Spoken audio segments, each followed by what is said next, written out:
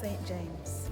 After many years of working together, the Soul Sanctuary Gospel Choir and St. James's wanted to do an outdoor event during the summer of 2020, filled with music, spoken word, and TED Talks. For obvious reasons, we weren't able to host these events in our courtyard this summer, so we've taken the event online. 2020 has been an interesting year, to say the least, not just because of the pandemic, but because of the various racial injustices that we have witnessed this year. And the members of the Soul Sanctuary Gospel Choir and St. James's wanted to share our experiences and our thoughts on the matter. So the theme of this online event is courage, reflecting on the courage that it will take to make the necessary changes we need in our society. We want to demonstrate just how you at home can be courageous in your everyday life. It's so important that we are all able to have those really deep but vulnerable conversations, the ones that are uncomfortable to have, but so necessary at this time. So we hope what you're about to see and hear means something to you and resonates with you.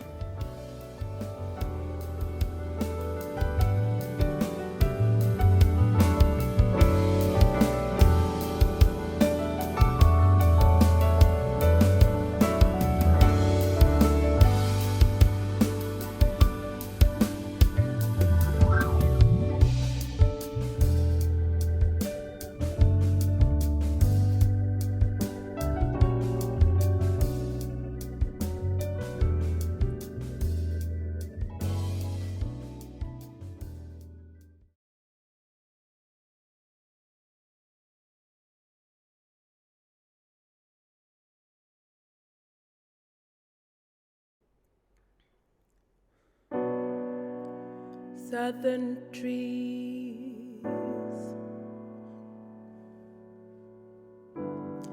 bearing strange fruits,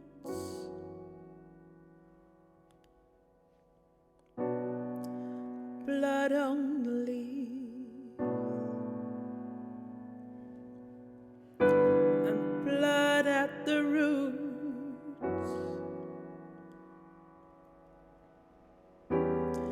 Black bodies swinging in the southern breeze.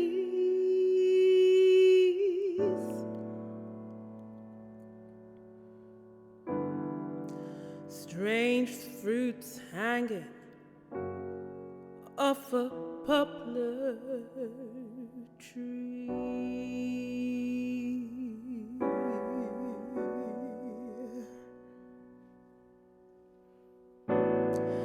Pastoral scenes of the gallant South.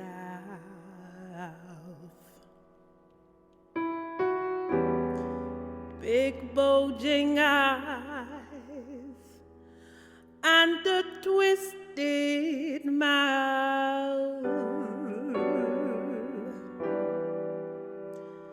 Scent of magnolia, clean and fresh.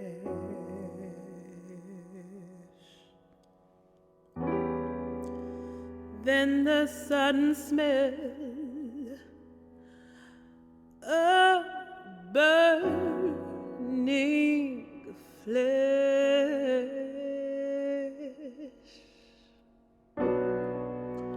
Here is a fruit for the crows to pluck,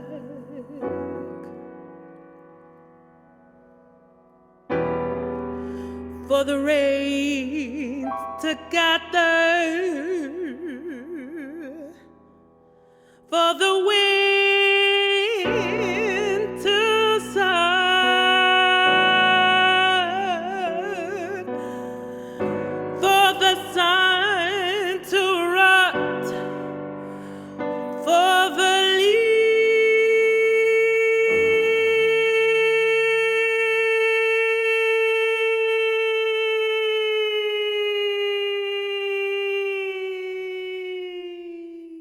to drop.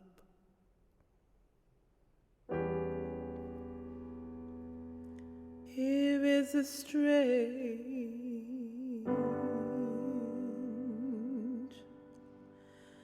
and bitter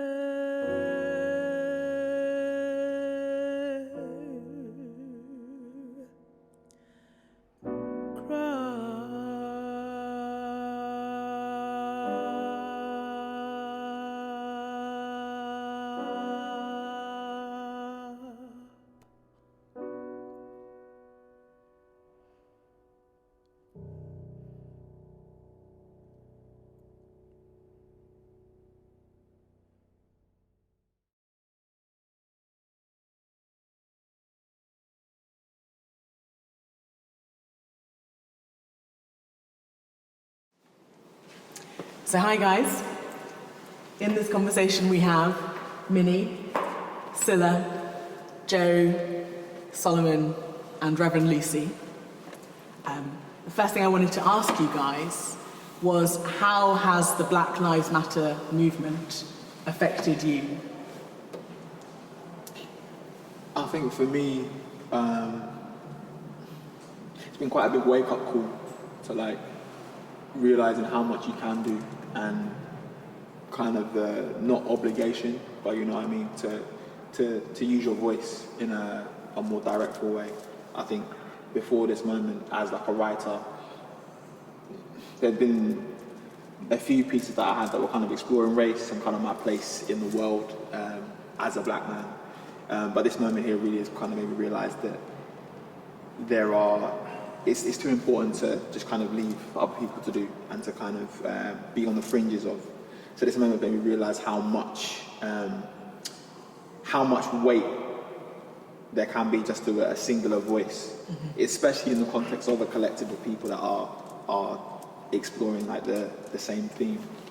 Yeah. So as someone who's lived in the US and lived in the UK, how has that personally affected, how's the movement personally affected you? It's bittersweet. I feel as if there's something so special about being a part of a movement, to stand up for something so important, to be a part of that, knowing that my parents went through it during the civil rights movement, knowing that people that, you know, I looked up to, all the people we learned about, to be in a moment where I'm a part of something quite powerful like that, but bittersweet because we still have to do it.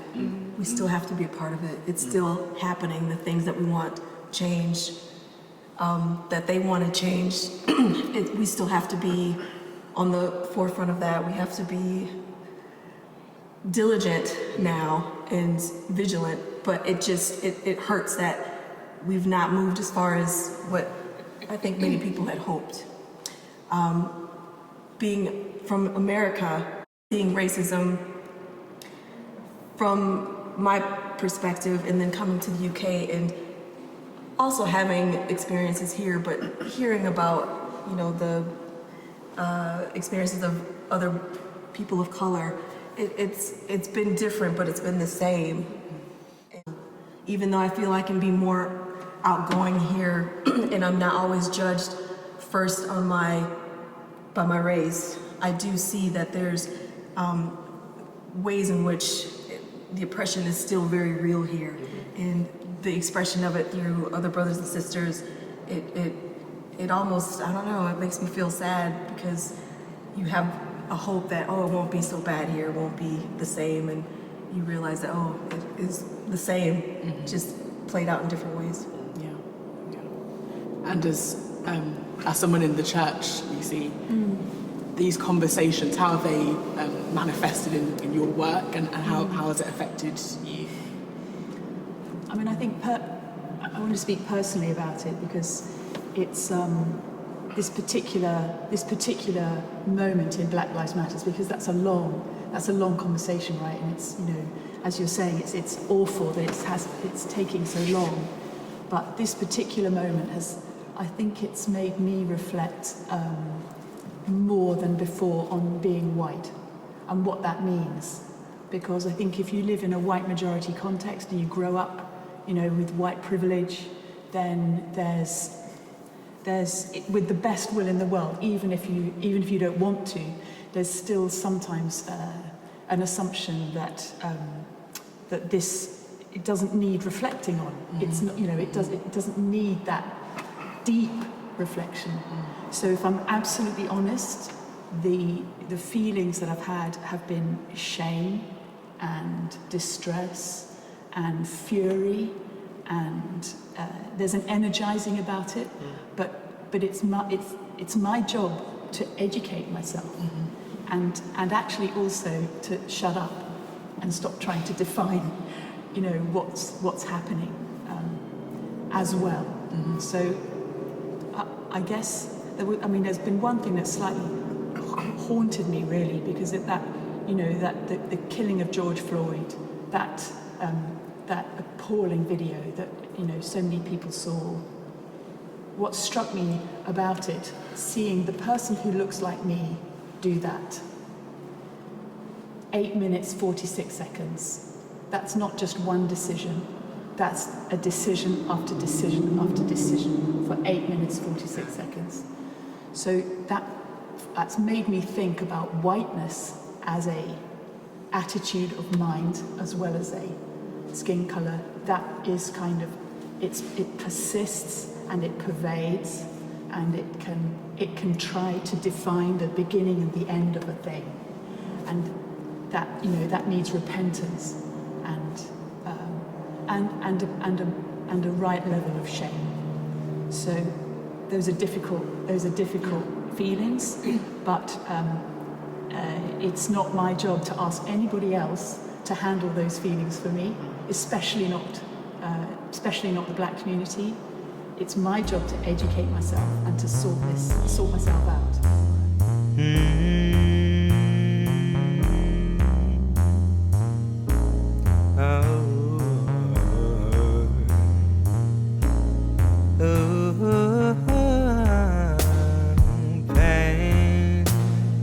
Pain. God knows about your pain. Oh, pain. Oh, pain.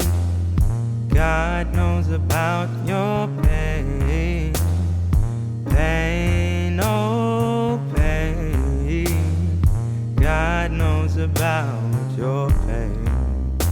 Oh, pain. Pain. God knows about your pain. These same 3 words ringing in your ear. I can't breathe, I can't breathe. I know right now you feel bitter and numb, but I want you to know that the world hears your cry, and I do too. 'Cause your weeping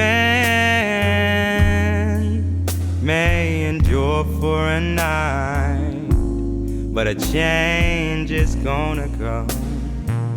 Oh yes it is. But your weeping may endure for a night, but joy is coming in the morning.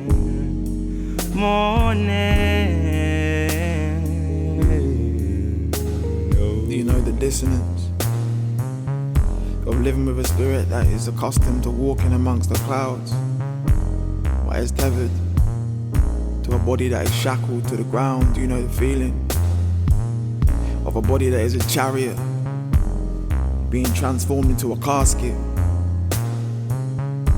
and your blackness becomes a cage, and that cage is stopped with your rage when you've entered into a game that no one told you were playing since the day you were born. I woke up to death on my doorstep. I only stepped out for some sunshine, end of the road, blocked off, stabbing. Last night, in ICU and fighting for his life, they told me Another one the night before, around the corner, a driver passing by pulls up to confirm it was him. Her uncle. Whether he was alive or not yet, they had not yet heard. So absurd, the level of normality that hung in the air of formality for those that have been there. So many times before, too many times before, I told her it feels like a change is coming. And I watched all sense of reality fade from her face as she faced down a corridor of closed doors inside her mind for all those she'd lost before.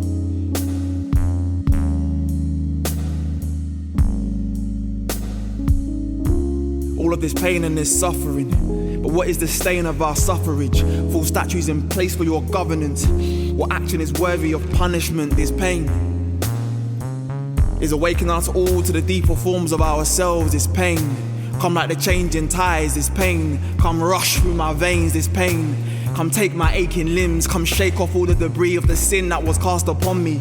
I know you hear the thunders come crashing. I know you feel the lightning inside your heart. I know you feel the winds of change that breathe through your lungs. And I feel it all too. I know you feel the same. This pain is pointing towards the source of our healing. The darkest of nights birth the brightest of mornings, and our mornings shall not be for the loss of our former selves. This pain can either lead us further into our suffering or serve an aid to our awakening. From the darkest night of our soul, ultimately I know hindsight shows that pain is in the eye of the beholder. This time is filled with pain, and from that pain essential comes our growth. This pain is chipping away against all the false we know to be ourselves. This pain is like soil to the seeds. We grow inside it. We grow inside of it. My natural state is a glory. My natural weight is euphoria. My natural place is jubilation, a celebration when I am captured in the rapture, the ecstasy of all this life inside. On the other side of this pain is a flourishing. Deep inside this shell is a nourishment. Nourish it and bring it forth. But let no sin go unpunished. Let no stone go unturned. This world is turning, a holy dance. Let it turn, let it turn, let it turn past my understanding, past the arrogance of man demanding that all we exist alongside must be captured by mind. Death in a life, I will die my death 10,000 times so I can truly live. Truly, death, death, rebirth. For this flourishing, this pain must fortify our soil. Do not resist. Submit to the fight that has chosen you as a battleground for itself. Bear witness to the cosmos seeking flight inside of you.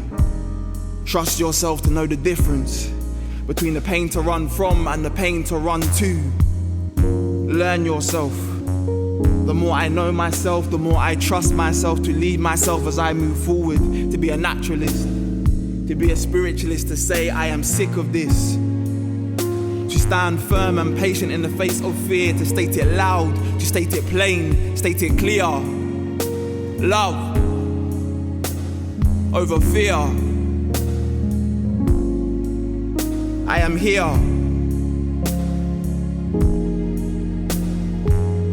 And I am going everywhere. Pain, pain. God knows about your pain. Pain, oh pain. God knows about your pain. Pain, pain. God knows about your God knows about your pain. Pain. pain. God knows about your pain. God knows about your Feeling so alone and deserted.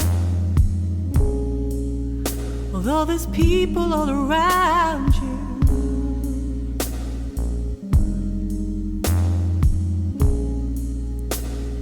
You walk around with a fake smile on your face.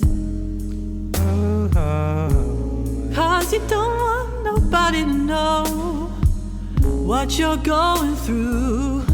Oh, but you're weeping,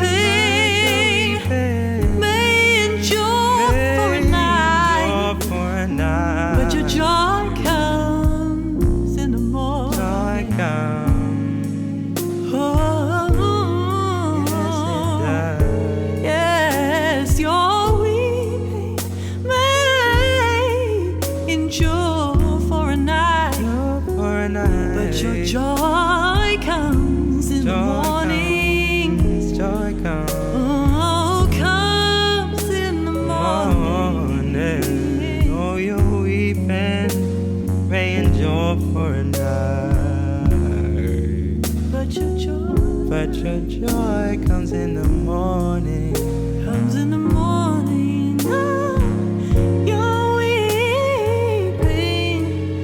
Oh, it may endure for a night, but your joy comes in the morning. Comes in the morning. Oh, yes, it will. Comes in the morning. Oh, hey. Oh, oh, Ooh, pain. oh, pain. Oh. Ooh, I can feel it moving through you. I can see it moving through you. Pain. Yeah. But a change is coming in the morning.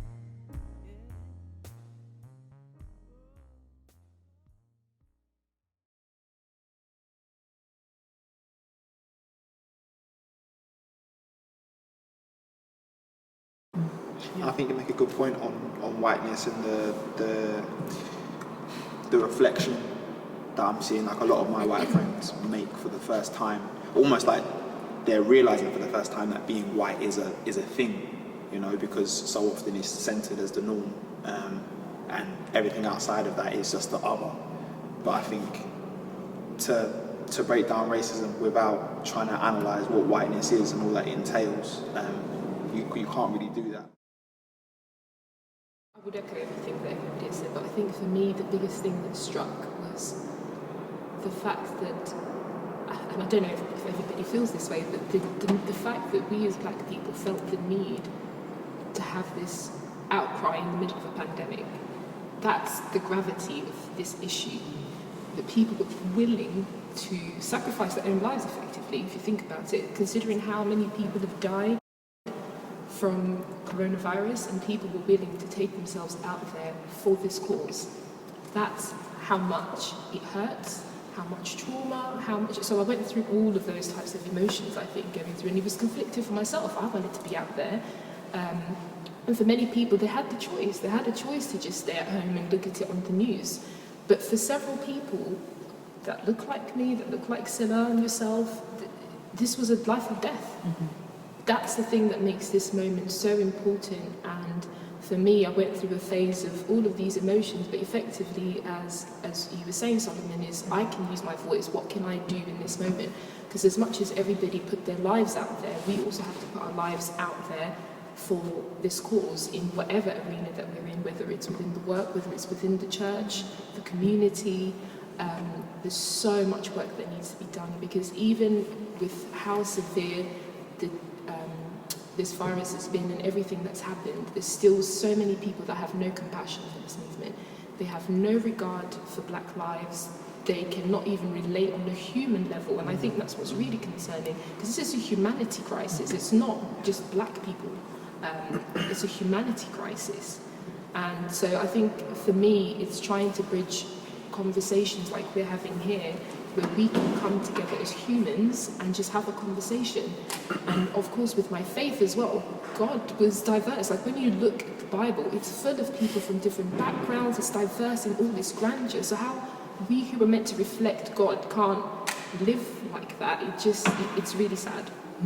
It's really, really sad. And I really hope going forward we can have more conversations. And I think for me, I felt empowered. I felt empowered to have these difficult conversations, and I'll keep pressing on, because I think that's the hope sometimes. You come with all this energy to try and bring conversation, but it dies down. But it's like, well, no, this time round we will keep having this conversation until a change is visible. Yeah. I think that's something that I've recognised a lot myself, is that, you know, the killing of George Floyd wasn't the first time that's happened in America by any stretch of the imagination, and not even on a big scale where there are, you know, national protests. Same thing happened in 2016. But what was so impactful for me from the Black Lives Matter movement in this year is that the world was shut down, like you said. The world was shut down and everybody's attention was focused on this issue. And that's what it takes, apparently, for that to be a global issue. And it's now, I'm in a lot of white majority spaces. I see people that weren't talking about this in 2016 talking about it now, weren't reflecting on race in the same way, reflecting on it now. And it's an issue that cannot be escaped anymore. It's not something that can be brushed under the carpet. And even if it's not being spoken out verbally, it's something that people are contending with in their hearts. And I think that's a level of progress that we haven't experienced so far. And it means that the kind of things that, as black people, we have to think about every day in moving in society in the West, now other people will at least be aware of those issues in a way that they weren't before. And that is a step forward, even if it's not all of the resolution that our protests demand. So what do you guys think needs to change in society as a result of the Black Lives Matter movement? An us and them mentality. I think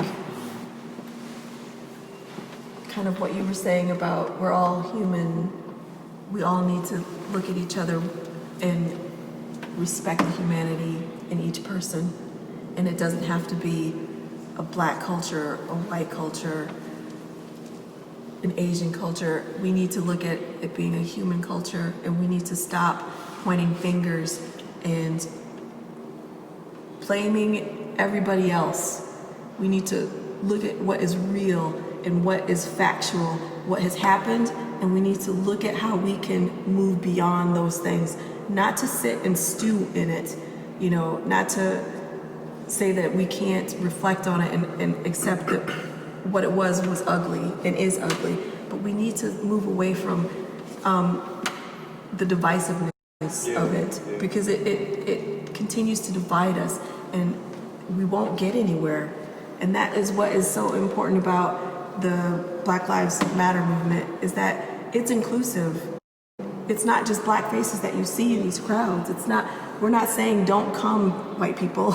We want you here with us. We want to be one, and we don't want it to always be so painful.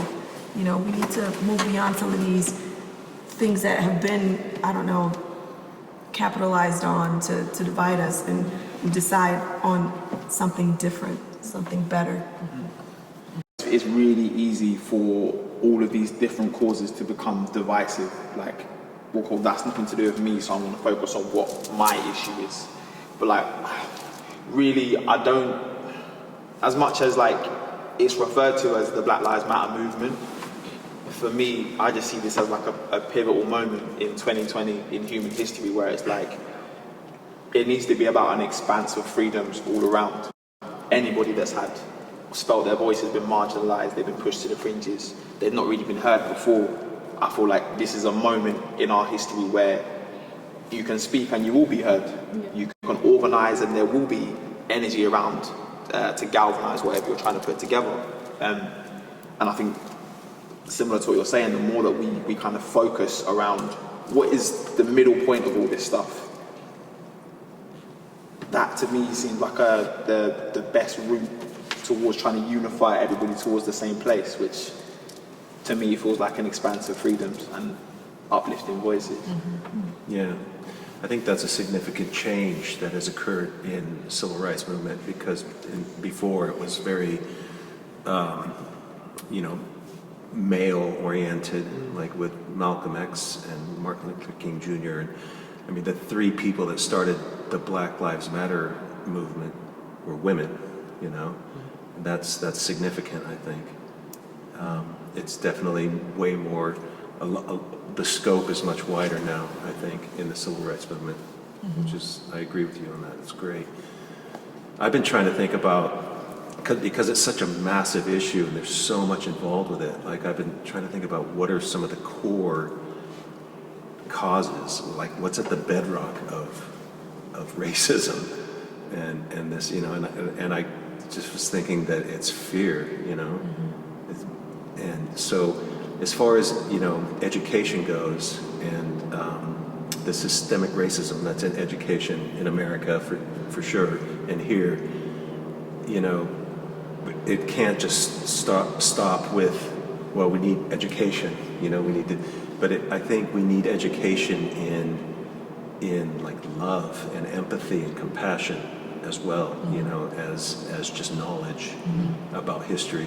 But we definitely need truth in education, historical truth in education, you know, and I think that it would be great for police in their training to have some sort of consciousness training and maybe spiritual training, training in empathy and compassion and love, you know, because those are the things, like love is the cure for fear, I think. Yeah, for sure. You know? And sorry to cut you, but like you made the point about empathy, like on a basic human level, when one human can kneel on another's neck for 8 minutes and 46 seconds, fundamentally there's something that's going wrong there with how you relate to that other human being, regardless of where you've grown up, what you look like. On a level of human compassion, there's a big disconnect that's happening.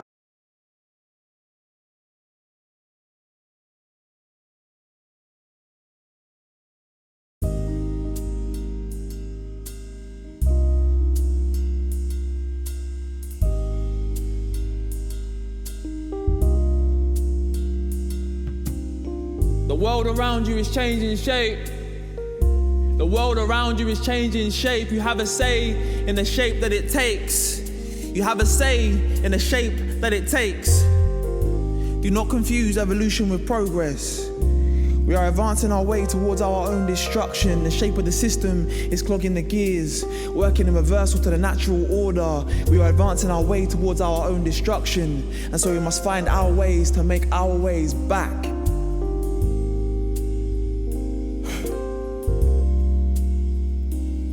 The whole world is seeing the false for what it is. A dissolution of old ways. It is natural to feel fear through the growing pains. This time is meant to peel away the false. This time is gathering its benefits. This time is measuring our deficits, learning the lessons we were sent here to. The deepest change is taking place within us. To break the chains they placed us in, no one is exempt from the influence of history. Our identity socialized to the point we disappear. The point of all this is disappearing, fading away upon a pale horizon. Vapor fading amidst the warmth of a new morn. We must be reborn from the moment we are born. The status we are born into coats us in a silk thread of lies that hardens to form a casket that we will die inside unless we take back control and take the time to truly learn ourselves. Know thyself, and this knowledge seems the key to such freedoms. Defined by lies. All this time defined by lies. Choked and blinded by the smoke and mirrors. Hope is nearer than all the externals might lead to believe. Time to recede so deep inside ourselves and allow ourselves to be led by what we might find there.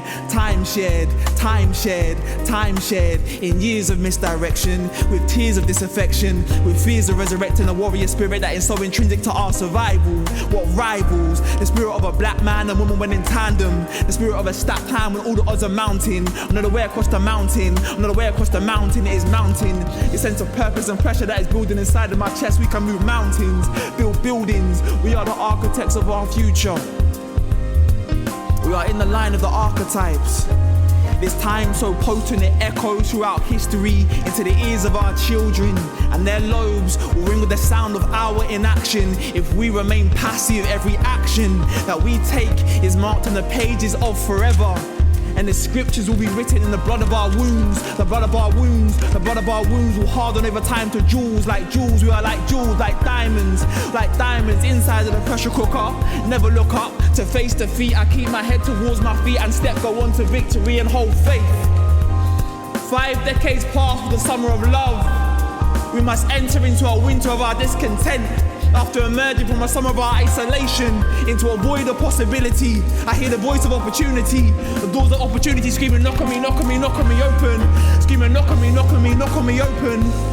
To heal the wounds of centuries, to craft our future memories in line with all our legacy. Death, death, death to my apathy, death to my apathy, death to mediocrity, death to insecurity. Only secure in the knowledge that the only constant is change. I am constantly changing, I am consciously shaping the world that unfolds in front of me as I walk inside my grace with courage enough to face inside the mouth of a bleak, uncertain future. Converse with sutures, armed with nothing but the taste of purpose lingering on the back of my tongue. Rise like the sun, rise like the sun, shine like the waters as they are kissed by the winds. My brother, my kin, my sister within, we rise, rise, rise, rise, rise, rise.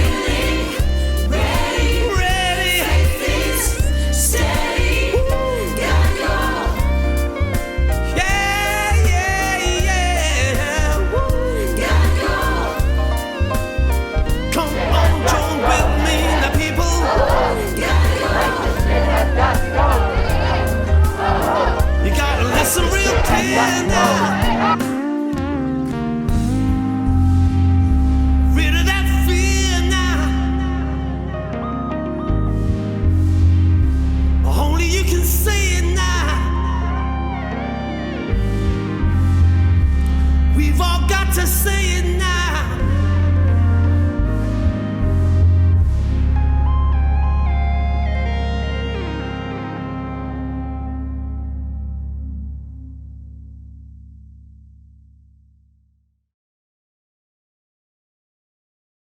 Let freedom ring from Lookout Mountain of Tennessee. Let freedom ring from every hill and molehill of Mississippi, from every mountainside. Let freedom ring, and when this happens,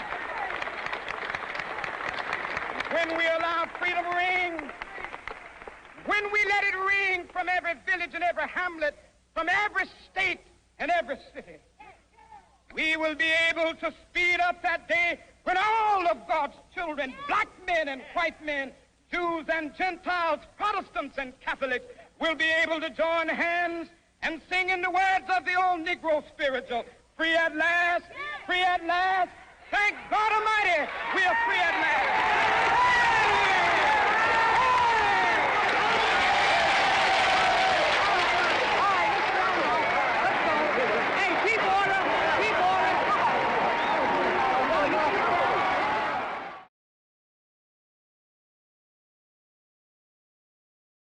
What sort of action do you think we need to do to see improvement in these times? I mean, I guess that's what we're talking about today is courage, isn't it? So I think we need courage to tell the truth about the past, and we need courage to imagine a different future. Yeah. But that takes quite a lot of strength, and it also takes recognition that, you know, power is not a zero-sum game. So power shared can be power multiplied to make the world a better place. So if we do honestly have the courage to listen to one another and to try to walk in each other's shoes, even for a short time, I think you can build that empathy. But I also, I suppose I'm hesitant because I think those words are quite easy, and it takes enormous intention, you know, to be anti-racist, to say I will step into that space and I will take part in that conversation, not just say, oh, well, clearly it's wrong. I think so much of it, even in this country, is literally just talking about race. It's so taboo, and like you said, there's so much division, and there's so much us and them, and just opening the conversation to be able to say things like white, things like black, things to talk about what it means to have a race, and how race has affected you in your life, and for that not to be seen as an accusation, but simply a sharing of experience, is a really small action that can actually engender so much change. I think so much of it is understanding the language of privilege and prejudice, and to understand that those who have privilege, the privilege blinds. Often when you don't have privilege, you can't see that you have it. But it doesn't mean that you don't also face prejudice. You haven't had difficulties in your life, and there are things that are hard about your struggle through life. And when people are able to understand that language and buy into that way of thinking, it's so much easier to understand the struggles that other people who don't have privilege face every day. And so much of that, like facing the ugliness of those who benefit from racism, and the way that society is structured so that people benefit from racism and other people don't. So much of it is literally just opening the curtains to see what the picture is and to understand where people are coming from, and the struggles that some people have that others don't. And I think when everybody is able to understand that picture, so much has just changed about the way that you approach other people and the way that you approach the things that you do and the way that you're able to listen to other people when they explain to you that they've had a struggle, or that they don't have opportunity, or it takes so much more to get an opportunity.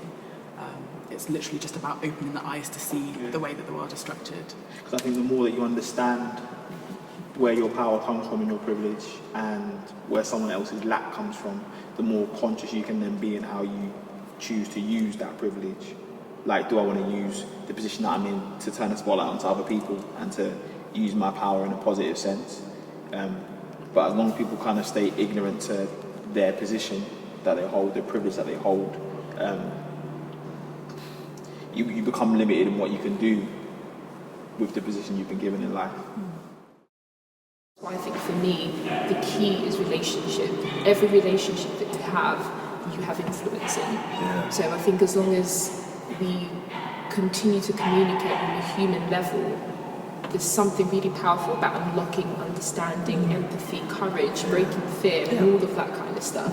So I think I'm really advocating for people just to have those hard conversations with whoever they're closest to. I think that's where it can start. And once you build that, you can use it in fact as an opportunity to practice, if you will, because it's not the most comfortable conversation to have outside of your sphere and the people that you're comfortable with, but immediately you start to have those conversations and understand how the person reacts and all that kind of stuff. That gives you confidence to then extend from that and have conversations outside of that. And if we're all doing that, because if you think about it, each of us is connected to somebody somehow, that has more power in terms of instigating change than anything from top wise, if that makes sense. Absolutely. So I'm for personal relationship and conversation. Kind of about what you were saying as well about the one-on-one relationships and like humanizing it, because like I know people that they might have a certain viewpoint to a section of people, and then like you're saying, they actually interact on a face-to-face level with that person from this group, and suddenly it's really transformative. Yeah. We need to recognize it, address it, tear it down, Yeah. build something better and inclusive, based in love Yeah. and acceptance. It's too much to do on your own, one group of people by themselves. Absolutely. So it will take all of us, and it does take courage. It will take time, but we will get there.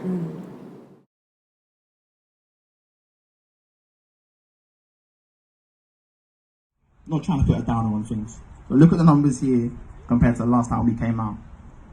This is what we can't have happen. We can't have this big, yeah, we're gonna do it to change, Colston comes down, everything, numbers drop off. You know what I'm saying?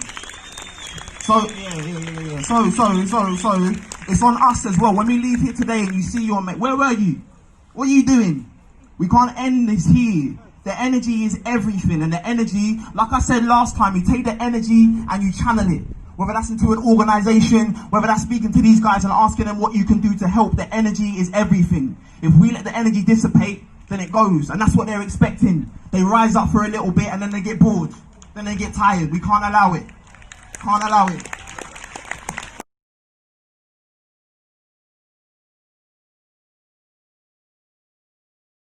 If you hear this message, wherever you stand, I'm calling every woman, I'm calling every man.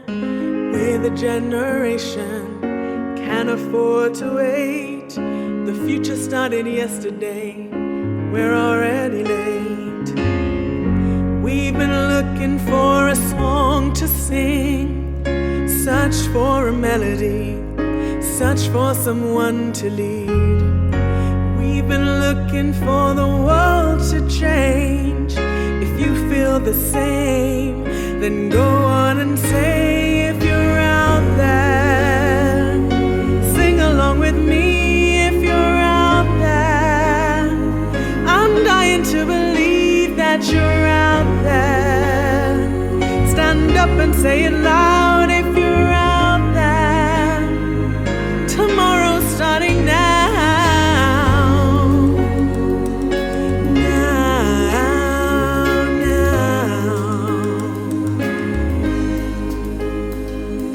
No more broken promises, no more call to war, unless it's love and peace that we're really fighting for. We can destroy hunger, we can conquer hate. Put down the arms and raise your voice. We're joining hands today. Oh, I was looking for a song to sing. I searched for a leader, but the leader was me. We were looking for the world to change. We can be heroes. Just go on and say, if you're out there, sing along with me. If you're out there, I'm dying to believe that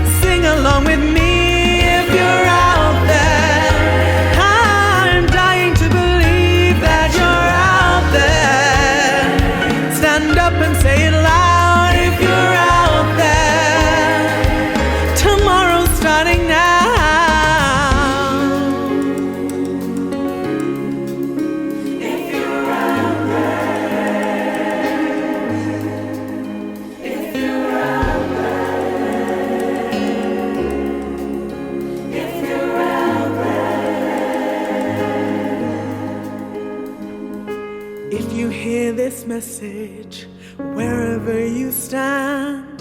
I'm calling every woman, I'm calling every man. We're the generation, we can't afford to wait. The future started yesterday, we're already late.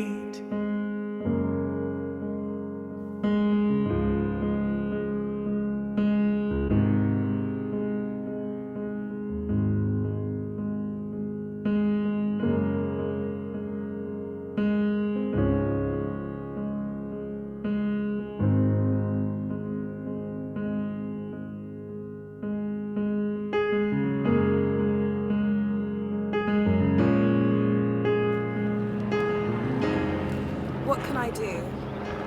What happens next? What change can I make? How can I make a change? I'm ready for change. No more excuses. No more senseless killings. No more inappropriate jokes.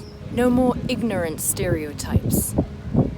And no more standing by and being silent. Because justice too long delayed is justice denied. It takes courage to choose hope over fear. To be scared, but to take action regardless. To find your voice, stand up, and speak out. To listen without judgment.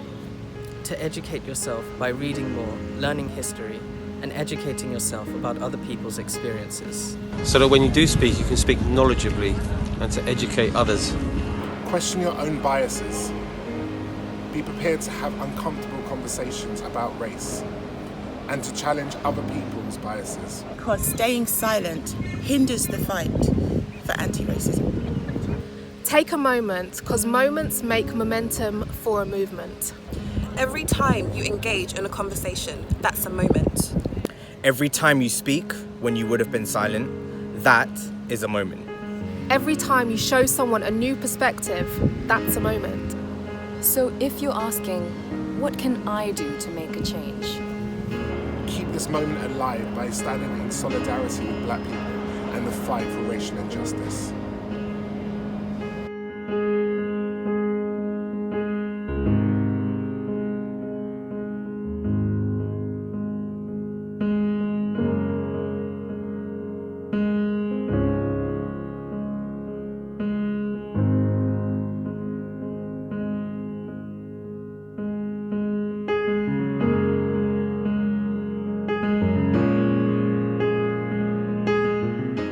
Thanks for tuning in and for listening to what we have to say.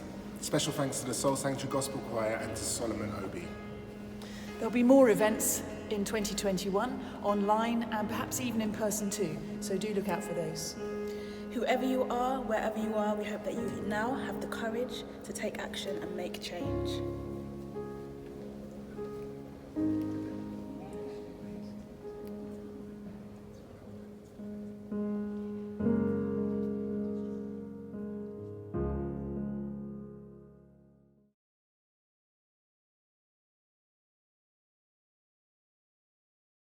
Now there's a bridge and there's a river that I still must cross as I'm going on my journey. Oh, I might be lost. And there's a road I have to follow, a place I